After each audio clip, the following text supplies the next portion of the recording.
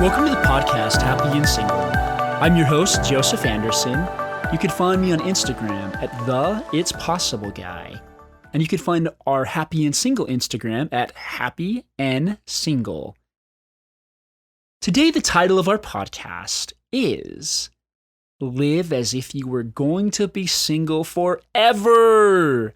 Forever. Forever. I honestly do not remember what movie that's from. Now, that might bother me. Just kidding. Now, what do I mean by live as if you're going to be single forever? Well, where this podcast came from, I was at the physical therapy office just a few days ago. And while I was there, I ran into a woman that I'd seen there a couple years previous at the same physical therapy office. And I felt like I needed to talk to her. And I talked with her and kind of shared with her a few of the things that I'd been up to. And as I talked to her, she ended up sharing something with me that I thought was super cool. So in a book of scripture called The Doctrine and Covenants, there's a part in here where there's this group of people in this little city called Kirtland. It's Doctrine and Covenants, section 51, verse 16 through 17, if you know where that's at. If not, you can just follow along with me. But it says, "And I consecrate unto them this land for a little season, until I, the Lord, shall provide for them otherwise, and command them to go hence.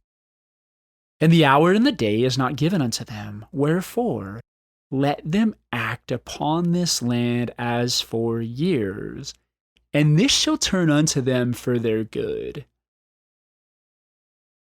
Now, I can't even begin to tell you guys how hard this hit me. And how awesome this was. The part that hit me was these people were told, like, hey, you're going to be here for a little while until I provide for you otherwise, or something to that extent. This is what I got out of it. But let them act upon this land as for years. And right before that, it says the hour and the day is not given unto them. You and I do not know when we are not going to be single anymore. Like, we just don't. What if we started acting like it? I do. I was talking to somebody else about this recently, and I used the example of how we liken sometimes being single to one of our friends moving to like a town that, or a state that people are just like, oh, you're in that state. Like, I'm going to use the example of Mars just so I don't have to say like random things over and over. But you moved to Mars, you're one of them, and they're like, no, I'm not from Mars. I'm not one of those people. I'm not there. And after a while, we kind of remind them, it's like, dude, you've been there for like 7 years. It's like, no, but I'm not one of them. And we're like, well, you're actually beginning to talk like a Martian. You have that Martian accent and just like, and we just start giving them a hard time. That's us. And if I'm being very honest, that has been me my entire life in the single scene. It has been a place like Mars that you just don't want to be. And we pretend and we act like we're not there. We try, but we are there. Well, the more you understand that you're actually there, and that you are like everybody else. For me personally, being single this long was never something I wanted. Ever. And even when I got bumped up to the older church singles unit, I did not love that. And I was like, oh, well, these people are here, but I'm not one of them. And it's like, really? 'Cause you're here as well. We all do it. Every one of us does that. We get there, we're like, no, I'm not one of them. I don't want to be one of them. I don't want to be a Martian. What if we did, though, guys? what if we saddled up and say, okay, I actually do live in Mars. I am single. And if I were going to be single for the rest of my life, what would I do? I liken it to almost like Disneyland, and the ride you really, really, really, really set your heart on is closed. And you just spend the entire time sitting there in front of the ride hoping that it will be open. For whatever reason, that ride is closed to you. And you have no idea when you're going to be allowed to get on that ride. Now, you've got a couple choices. You can sit around waiting for that ride to open, or you can go enjoy the rest of the park. The other thought coming up for me is God is not smiting you because you're single. I promise you, he's not. He's not like, oh, goodness, Joseph, you should get your life more together and you would be married. He's not. God knows more than anybody exactly where you're at. And I have not once in my life had God ever chastise me for being single. Ever. Entire life. I've had plenty of people in the church chastise me for being single and family and everything else. But God has never done that. When you're getting feelings that say you're not enough because you're single, those do not come from God. Those come from the adversary. That's your crazy leprechaun thinking. Oh goodness, if you were only better, you wouldn't be single.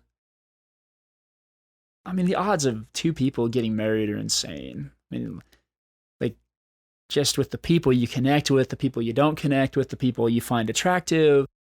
And I think you have to have this connection with people. Like, you got to have a romantic connection. You've got to have a physical connection. You've got to have a spiritual connection. You've got to have a playful connection. I mean, there are so many different levels that you got to connect on. I mean, you got to connect emotionally. You got to connect for quite a few people. You might have to connect religiously. All these different ways that you're often going to connect with your person. That's a lot going into that bag. There's a lot of random numbers going into that bag. Don't make it so hard on yourself. What would you do in your life if you honestly knew you were going to be single forever? Would you choose to waste your life? Would you choose to waste all of these years that you have? Ooh, I just had a thought that kind of burned. So maybe it's something I'm supposed to share. What if we're going to be judged for how we used our single years?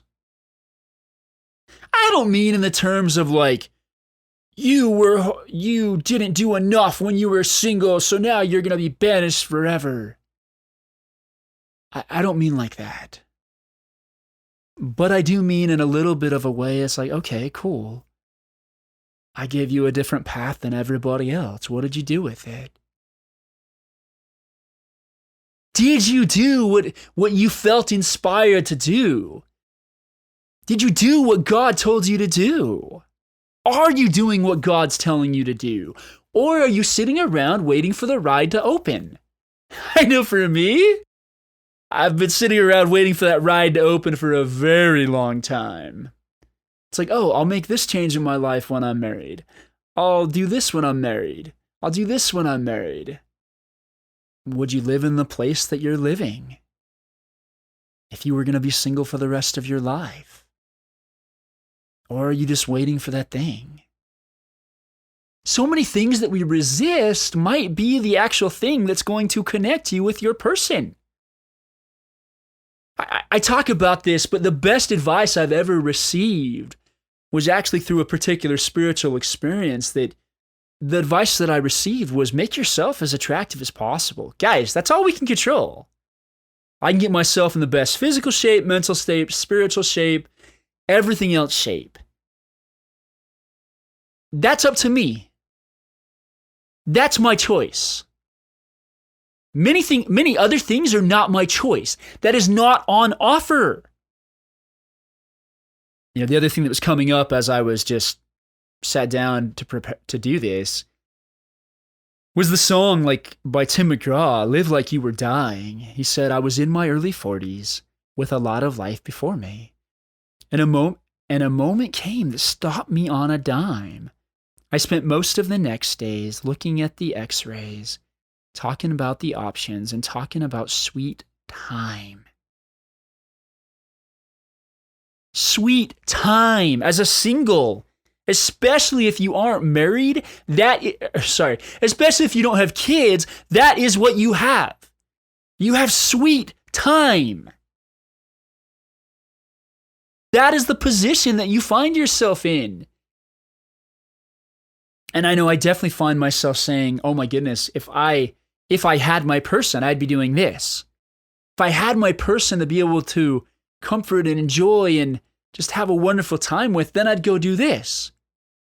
In my life, when I've got a girl in my life, especially one of the ones that I remember specifically that I was really, really into, oh man, my life was doing awesome, my business was doing awesome, everything was doing awesome. Why? Because for some reason I thought I was on the right track. Not only the right track in terms of what God wanted for me, but also in terms of what I want. There is a difference between wanting and longing. And I was just talking about this with some people on a call right before I jumped on and did this. There is a difference between wanting and longing. There is nothing wrong with wanting a relationship. Nothing at all. However, when we begin longing for a relationship, that's when we get into trouble. What if today was the day that you accepted you may never get married in this life? Now, I know you guys like words of encouragement, and those might not seem very encouraging. What if those are the best words you could ever hear in your life? And what if you could accept them? What if you could honestly accept those words for what they are? I was talking with somebody, and I don't remember who, but they're talking about the frustrating part about being single. Is essentially there's this mourning process that happens. And when I think about that, it's like we mourn so often the life that we don't have. Oh, it was actually in a particular interview that I'm not going to say who it is, but you guys will either have already heard it by the time of this recording or it'll be put out later. But it's with this really cool comedian that I was able to get to sit down and interview. And he was talking about that and how there's this mourning that happens. And just taking that a bit further, but we have this mourning every day. I don't mean in a sense of mourning like you wake up in the morning. I mean in a sense of mourning like a loss of a funeral or something of that nature. But instead of having this be a one-time event, it becomes an all-day event, an everyday event. Every waking moment that you wake up in the morning, many people start mourning. I know for myself, it's that reminder when you wake up, there is nobody next to you.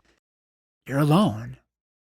But it's not being alone that's a problem. It's thinking that being alone is a problem. I'm going to take this down a very different road, at least for a moment here, and see where it goes. But people that have chronic illnesses, it's not like the chronic illness is there. However, if they start adding to that, but all the frustration and all the pain and how this shouldn't be happening, they're going to multiply that pain by a lot more. The same goes for us. Each of us have this per se chronic illness of being single. And it's not an illness, bear with me. We're in the state of being single. The state that most people do not want to be in. And like I said, we pretend. We're like, no, I'm not from there. I don't live there. But we want to pretend that we don't live on Mars. We want to pretend it's like, no. I haven't been on Mars for 15 years. I haven't been unmarried for 15 years since my mission. We try to pretend that we're not there. Guys, you're here. If you need a signpost, if you need anything else, welcome to the land of being single. What would you do though, guys? If you made a decision today that you're like, you know what? I'm sick and tired of all this stuff going on, of always being frustrated of being single. That was me for years. And then finally I just saw it differently. Now I saw it differently in the fact of I could be happy and single. But up until a few days ago, I didn't see that, oh wow. If I knew I was going to be single for the rest of my life, would I live like this? No. Now, quite a few of the things in my life I feel like I'm doing are on target. I heard something super cool this morning that I have to share with you guys. Oftentimes the word sin is given a really bad meaning. But I heard a different definition. It was also an archery term that just means you miss the mark. And we miss the mark too. We miss the mark. We get frustrated. We get upset. I'm not saying that you can't go to those places, guys. I'm not saying that at all. I'm just saying that once you acknowledge and understand, okay, cool. What if I were going to be single for life?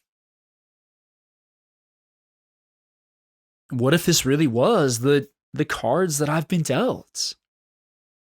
What would I do with it? Well, if we go back to Tim McGraw's song, it's like, man, you got this diagnosis that you had cancer. It's like, what did you do? And he's like, oh, dude, I went skydiving. I went Rocky Mountain climbing. I went 2.7 seconds on a bull named Fu Manchu. I loved deeper. I spoke sweeter. I gave forgiveness that I had been denying. And he said, someday I hope you get the chance to live like you were dying. Live like you were single. What if we actually owned the space that we're in? Live like you're going to be single forever. And I can tell you guys, you're going to be a lot happier. So what would you do? What would you do if you knew you were going to be single for the rest of your life? I want to encourage you to actually pause the recording and take a few moments and write down some notes. How would you live your life? Where would you live? What talents would you create? And when you think about talents, I want you to think not like, oh my goodness, I would have to do that 20 minutes a day, every day in order to get really good at it. I don't want you to think like that. I want you to think in terms of, if I could hand you a talent 10 years down the road that you were awesome at, like incredibly awesome at, would you take it? That's what I want you to think of. Well, my sister asked me a question the other day, and I like to be super honest with my nieces and nephews. She probably thinks too honest at times, but she asked me, Joseph, would you play the trumpet again? And I'm like, absolutely not. No chance. Because 10 years down the road, would I care about being a famous trumpetarian or trumpet player or whatever? Trumpetarian. I don't even know where that word came from, but I'm going to keep it in there. Like, would I care? No. Now, however, if you told me I could play almost any song on the guitar 10 years from now and sing along, would I take that? Oh, yes. Absolutely. So obviously it's important to me to play the guitar and to sing. So those are two things on a list that I try to do almost every day. I try to do them every day. I don't get to them every day. But don't beat yourselves up. It's the crazy leprechaun voice that beats you up. You gotta picture the, I'm not a Notre Dame fan. I'm a big BYU Cougar fan, but the Fighting Irish there with the little leprechaun sticking his hands up. He's like, all right, let's go. Let's fight. He wants you to fight him. He wants to upset you. He wants to beat you up. So get back to doing what you love. You know, the hand of God always is giving us guidance and direction to the things that we love most. I mean, in the last year, I started drawing Simpsons drawings that I'd wanted to do for years. I've had a book on my shelf since I was like 23 years old. So probably like right around there. It's probably 13 years or so. And then I finally did something with them last year. And now if you guys look at some of the stuff I've done on Instagram, that's actually pretty legit. Like, and I've got less training than, a first year artist in school. Got hardly any. But it was something I wanted to do. And then I did it for a while and then I stopped. Each week I do these, well, I started this again today, but up until about a year ago, I was doing the It's Possible challenges and just doing stuff that I loved each week. It might have been drawing one single Simpsons character. Recently, I whipped out a Homer Simpson astronaut in probably 30 minutes. Really fast. And it looks pretty good. Yes, things take time. But like it says in the Live Like You Were Dying song, sweet time is what you've got. I get it, guys. I totally understand there are so many days you come home, or I work from home. So in my case, that I finish work and I'm like, man, it would be awesome to be married. It'd be awesome to have the girl of my dreams in my life. Okay, cool. But that is just thought. That is a thought that passes through our head that feels very real at the time. However, do you know what? They pass. And when that thought passes and I'm back to presence and I'm back to this peaceful space, I can have a really good time. So think about for yourself, what are some things that you'd love to do? Talents you'd love to accomplish? Where are some places you'd go? I know for myself, since I am single and the bulk of my clients happen in the first 3 weeks of each month is how I've designed it. For a while, I was traveling like every 4th week of the month. Sometimes the 4th and 5th week of the month. And just going and having a great time, whether it was California, Utah, London. I was just having a great time. Where do you want to go?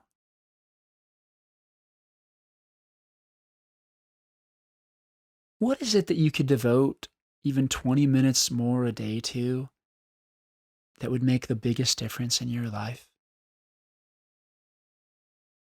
What's something really awesome that you would love to create? Maybe you've had an idea for a business. Maybe you've had an idea for a creative project. Maybe you want to read more. I don't know. But whatever that inner voice is saying to you right now, if you listen, you're going to be blessed.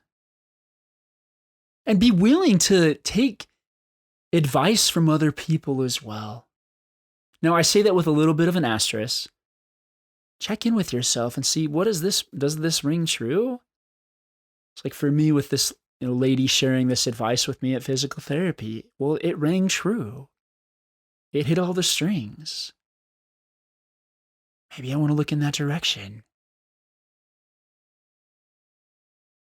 And then this morning, one of my family members happened to comment on one of my personal Facebook posts that was actually one of the podcasts. They're like, hey, have you ever considered recording audiobooks? Like, we listen to lots of audiobooks and you're a lot more dynamic than any of them. And so I'd never really thought about it. And I was like, other than they're not the first people to say this to me recently.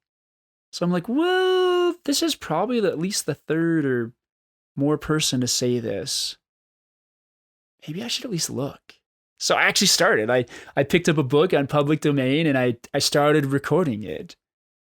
And then I learned some things from doing that. And as I'm saying that, it was fun. Like I'm smiling because I was trying something new.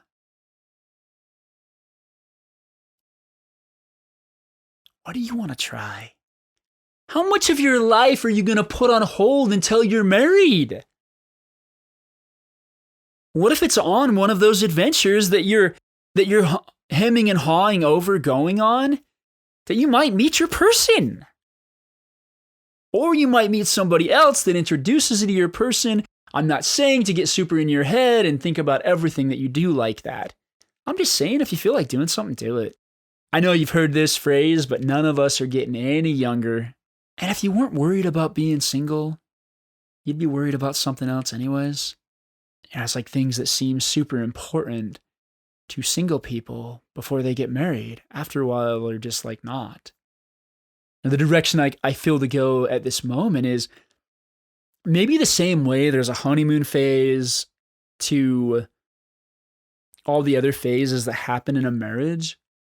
Maybe there's those same phases in singlehood. At first, you're single, and whether you're 18 or whether you start dating after your mission or whenever you decide to date, you're like excited, a little bit excited. You're like, oh my goodness, I can actually date now, and it might lead to somewhere, and I might get married, and it might be super cool. And then after a few years of that, you're like, oh my goodness, where is my person, and why can't I find them? And then after a while, you're like, this really sucks. I don't like this game. This isn't fair. This isn't right. If God only loved me, he would have helped me find somebody by now. We say all kinds of things.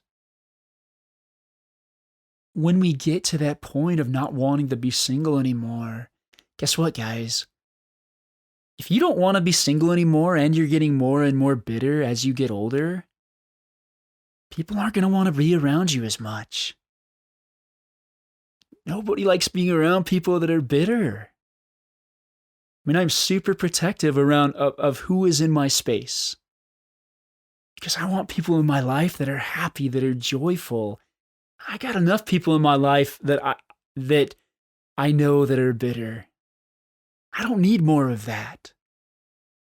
And you can spend as little or as much time as you want with somebody. So how do we get to the place that we love being single again? I think we start working on the things that we want to work on. We stop listening to this voice in our head that's like, you're too old, you're too whatever. You're always going to be single. See, there's a difference between choosing and being like, you know what? I'm just going to live my life as if I'm going to be single forever, but also having hope, knowing that one day you hopefully will get married. And I hope you guys understand the distinction.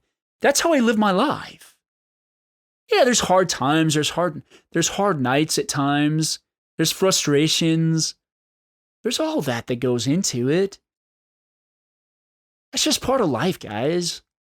We're spiritual beings having a human experience. So let's make the most out of that human experience. And if you can't experience one single aspect of life, it's okay. Couples even go through all of these phases, of the honeymoon phase and everything else phase. And they probably more go through cycles than phases. Because then you get back to the honeymoon phase, and then you get back to the other phase. It's funny. I just thought of that scripture that basically says, everything is basically one eternal round. That's how it works, guys. What if you could learn how to be the happiest single you could be? I think sometimes, honestly, the thing coming back to me now is many people out there feel that God has abandoned them because they're not married, because their husband cheated on them or their wife cheated on them, or there's so much that happens in the world. But when we understand that that's just the way the world works, and there's so much in the world that we don't have control over, stop worrying about all the things that you have zero control over, guys. They're not working for you. I mean, hey, if you're worrying about you're worrying about being single, and you're totally happy still in that state, fine. This inner voice is directing you. The Spirit is directing you. But it's in such whispers that we don't hear it. We're too busy. We're too busy screaming to anybody that will listen. You don't understand. I'm single and it sucks. I mean, how many times have you said something similar to somebody else? You don't know what it's like out there, guys. Oh man, and the dating apps, they're awful, and this is awful, and this other thing's awful. Nobody cares. I had an experience where, as many people have, I was done wrong in business with a former business partner. This was, I don't know, like 10 something years ago. And my partner secretly kicked me out of the company without me even knowing. I was hacked. I was so mad. And I came back that summer to my hometown, and anybody that would listen, I would tell. Though, I learned something. Nobody cares. Everybody has been through that. Everybody. And when it ceases to be a problem, I mean, I look back at that and laugh. And was it what I wanted to do? No. It wasn't a part of my path. Now I look back on that wasn't a big deal at all. It's just one of the experiences that I went through in this life. When we stop crying, when we stop getting so frustrated and upset about all the experiences that we're going through, you're going to be a lot happier.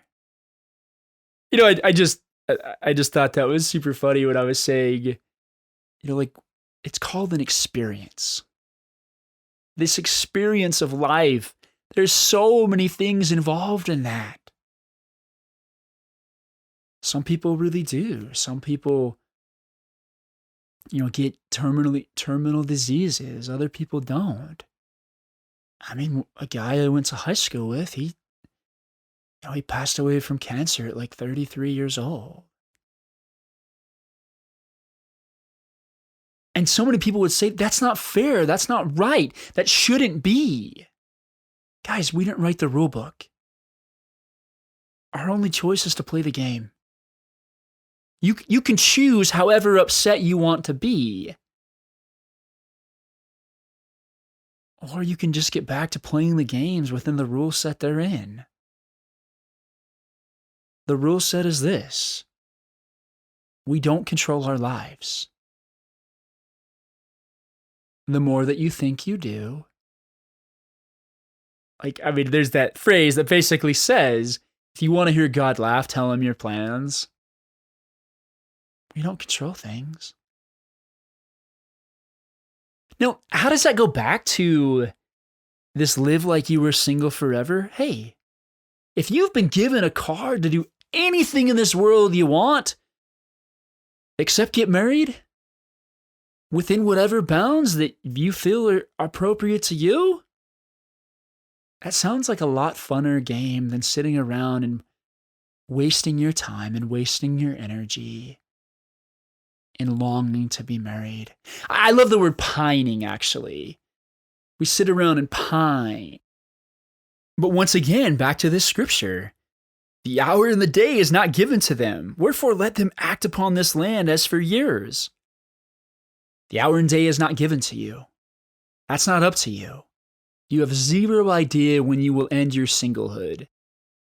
So about, probably almost 11 something years ago, I was kind of sort of dating this girl, and I was super into her, and we had incredible chemistry.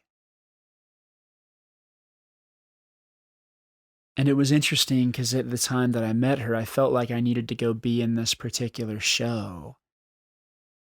I got asked to be the lead in this particular show, and it was in the Midwest. And part of me did not want to go, but I just knew I had to. I knew I felt so strongly about this. And I remember like telling God, hey, I'm doing this for you. You basically make sure this girl's here when I get back. And I think God probably laughed. He's like, okay, Joseph, you know best. He's like, no, obviously, God knows best. He knows all things. And that didn't work out. Actually, I came home and it couldn't have gone any worse. I mean, maybe it could have, but you guys get the idea. And there became something really, there's a what we call a general conference talk. So there are these, forgive the analogy, but it's basically like they're kind of like TED Talks, but for our faith. And it was interesting. There was one called Continue in Patience by a man named Dieter F. Uchtdorf. And there's a line here that he says, patience was far more than simply waiting for something to happen. Patience required actively working toward worthwhile goals and not getting discouraged when results didn't appear instantly or without effort. Patience is not passive resignation, nor is it failing to act because of our fears. Patience means active waiting and enduring.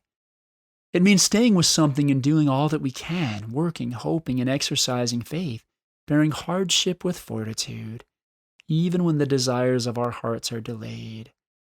Patience is not simply enduring, it is enduring well.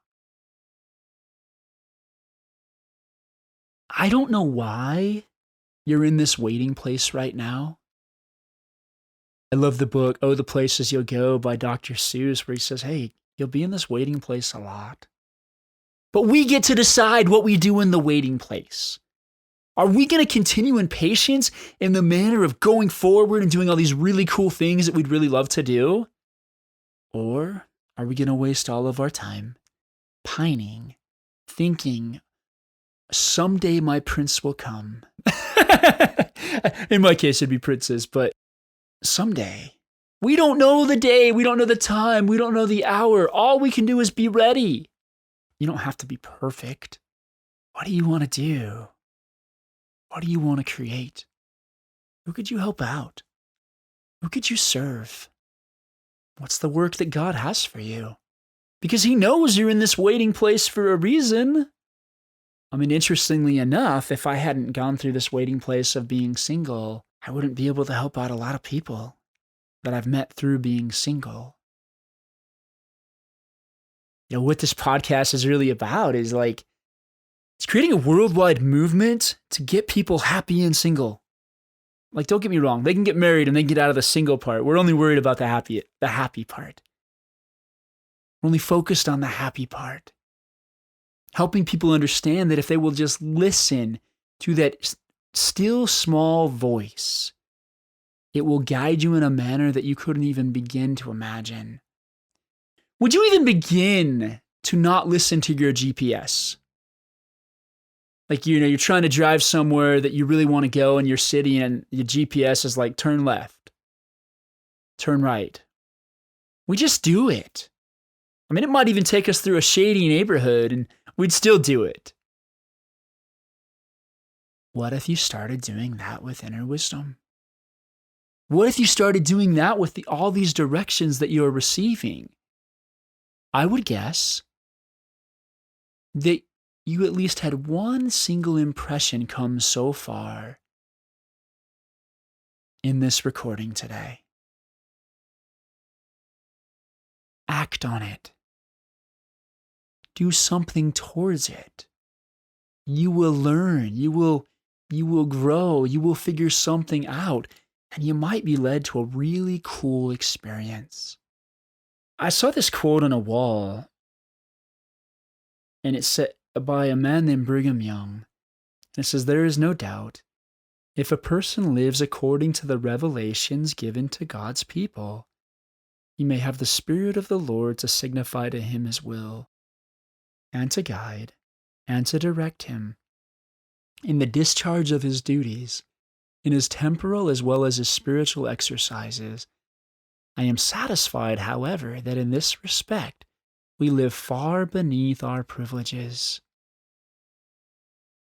Wow.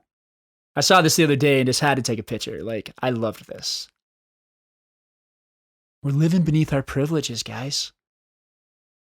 There's no doubt if a person lives according to the revelations, this inner voice, the Spirit given to God's people, which God's people are everybody. Everybody that's willing to listen are one of God's people. Then he may have the Spirit of the Lord to signify to him his will and to guide and to direct him in the discharge of his duties, in his temporal as well as his spiritual exercises. I am satisfied, however, that in this respect we live far beneath our privileges. What is it that you're not listening to? What is it that you're not paying attention to right now in this moment? That maybe if you did, would drastically change your life? And it's funny because it doesn't always work. It doesn't always work the way we think it's going to. In my experience, like literally this week has been really like this. I reached out to a successful musician that, has been on TV and stuff that I happen to know to invite them to be on my podcast and, didn't hear back from them. And then in that same moment, I happened to be listening to Sirius XM. And as I was, a comedian came on one of the channels and I saw it and I just looked at it and I was like, hey, I know him. But I was like, you know what? I'm just going to reach out and see if he'll be on my podcast. And so I did. And he's, within a few hours, he said yes. And that's how it works, guys.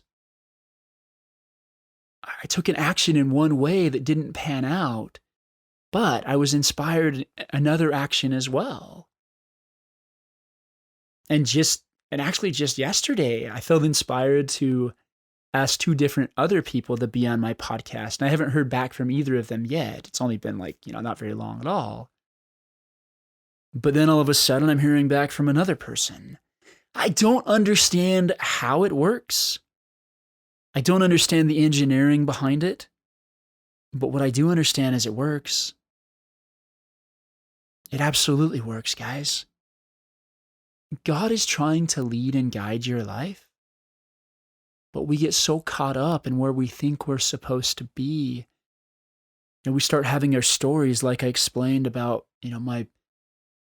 the business partner that did me wrong.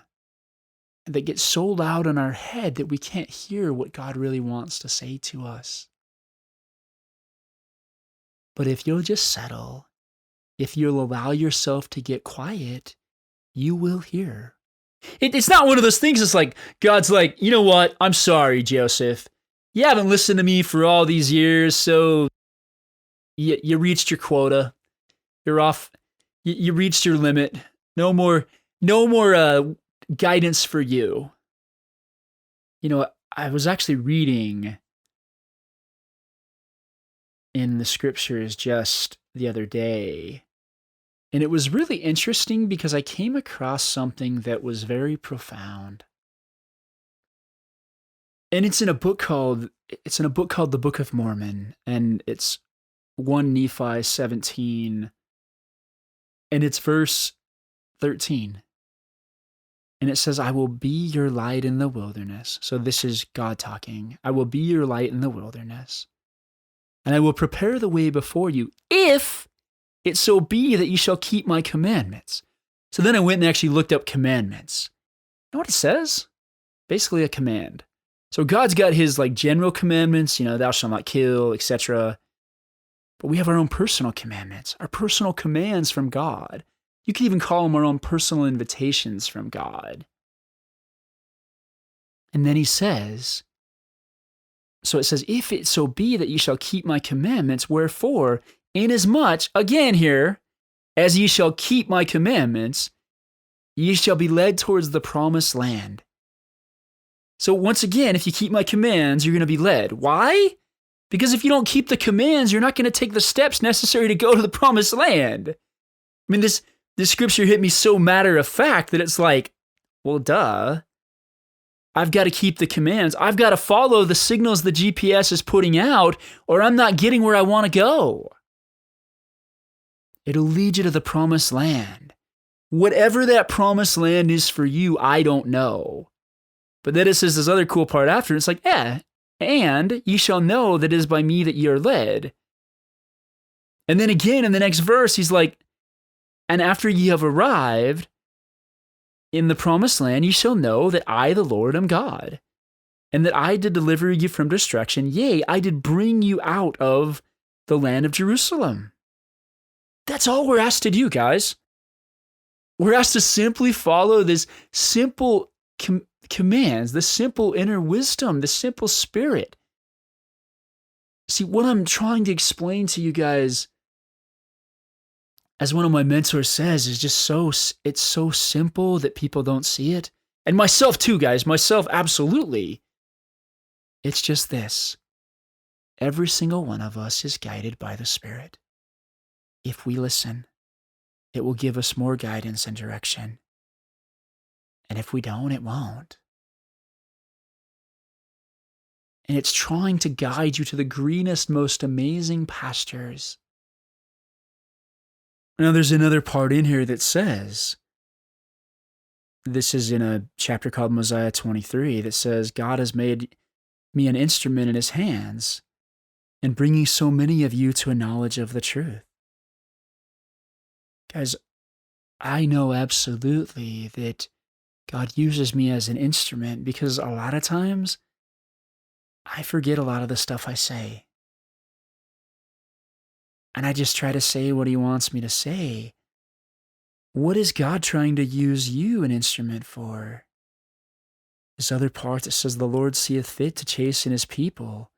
Yea, he trieth their patience and faith. He's going to try your patience and faith. He's going to see whether you're going to do the things that he asks you to do. And it also occurs to me that we're not necessarily going to see results immediately because the Lord's going to test us. He's just going to see if we're willing to keep doing what he asks us to do regardless of the results. So if you don't see results immediately, just keep going and you will see them eventually. And then in the next chapter, there's a part that says in verse 15, so Mosiah 24:15, it says, the Lord did strengthen them, that they could bear up their burdens with ease, and they did submit cheerfully and with patience to the will of the Lord. What if each of us were able to submit cheerfully to the station we've been given? You have no idea how long you're going to be here. Hey, and if you're listening to this thinking that you're not going to be here for very long, that was me. And I've been living that lie for 15 years. 15 years. That's long enough to have gone back to elementary school all the way through high school and beyond. Now I'm striving to submit cheerfully to what he wants from me. I'm striving to submit to what he asked me to do. Now there's another part in this that I was actually looking for that basically said, he did bless them, but it wasn't time that he delivered them. So he strengthens us, but he doesn't necessarily deliver us. He can strengthen you through whatever you're going through if you just ask. If you but ask for his help, he will help you. If you ask him and say, hey, you know what? I don't know how long I'm going to be single for, but I'm kind of sick and tired of running this whole pattern of not being happy being single. So will you help me? Will you help me figure out how to be happy and single? Will you help me and lead me down those greener pastures? Let's say, cool, okay, the marriage ride is off limits. Can you take me to the other ones? Can you take me to the other really cool rides that might be really enjoyable? I can promise you guys, if you do that, things will begin to open up to you that you never could have imagined. You will have experiences in your life that you could have never imagined. And you'll begin to live a life that is just awesome. I say at the end of each of these, go live your adventure. Live your adventure. Not somebody else's, not the adventure that you really want to live that includes marriage. But live your adventure you're at right now. Stop wasting all of your time fantasizing about a future day. I'm a total fan of daydreaming and visualization. But if you're sitting there pining over what you want, that's not creating. Create your life as you want it and read through it. Awesome. And then go follow the steps to make it happen. You will be surprised by many of the steps that don't look like the right steps. I can tell you guys, if you start living from this place and making decisions as if you're going to be single forever, I'm not saying stupid decisions. I'm not saying reckless decisions. I'm just saying things that are like, yeah, if I'm going to be single for this time and not know when it's going to be over, then plan as it being a while. And then I think you'll have a much more enjoyable experience. Now, if you've made it to this point in the podcast, I'd like to invite you to go ahead and subscribe to the podcast. I don't know how you got here, but that way, if you ever want to get back here again, it's right there for you in your subscriptions. And if you haven't already joined us, one of the really cool things that I do that's free for anyone that would like to participate is each Monday morning at 10 a.m. Arizona time, I host a group coaching call for Happy and Single. Anyone is welcome to come on, and you can even receive a little bit of one-on-one coaching time with me, depending on how many people are in the call. Now, every now and then that schedule changes, so you can go to the website happynsingle.com to be able to look at the schedule and also to be able to find the link to the Zoom room. Now, at the same time, if you would prefer a more one-on-one type of coaching experience where you can sit down and share your hopes and dreams and just kind of the stuff going on in your world, then there's another option available for you as well. Now, the bulk of my business is actually doing one-on-one coaching. If that's something you're interested in exploring, I've got a few spots open in my coaching practice. You can just message me on Instagram at the It's Possible Guy, and we can sit down and have a chat. And it doesn't matter where you're at in the world. I've worked with people across the world. I do everything over Zoom, so it actually makes it pretty easy. Thank you guys so much again for listening. And go out and live your adventure. Thank you.